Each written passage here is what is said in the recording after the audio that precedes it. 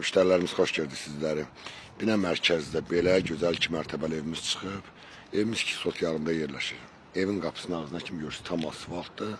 İnşallah keçən evimizin içindəsi tanış elim həyətindən. Evimizin həyətidir, gördüğünüz kimi həyətə rahat 2-3 maşın yerləşir. Maşallah, şəxs ev də oradan da belə olur. Manqalımızdır, yay mətbəxdir.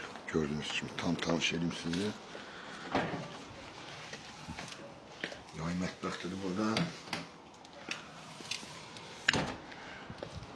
Evin her bir tarafına giriş çıkışı var. Geçen evimizin həyətində yani başka şeyler ne var göstərir. Həyətində sanitar samuzyerdir, bir dənə əlavə. Burada sanitar samuzyer qovşağıdır gördüğünüz kimi. 2 tane de padvaldır.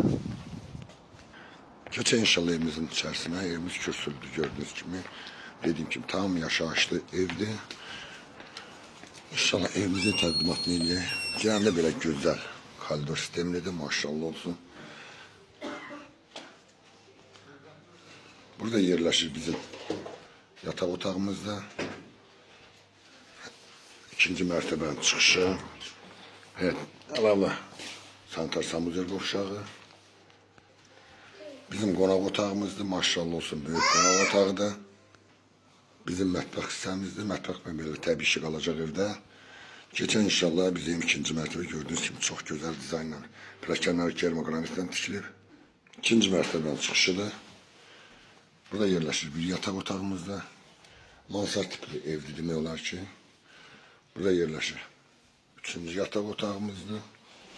Bu da 4. yatak otağımız. Burada da yerleşir bizim 2. mərtəbənin hem rütü otağıdır, hem kladovkası da. Değerli müşterilerimiz, evimiz 170 bin manatdan satışa çıxıb, Allah xeyrini versin.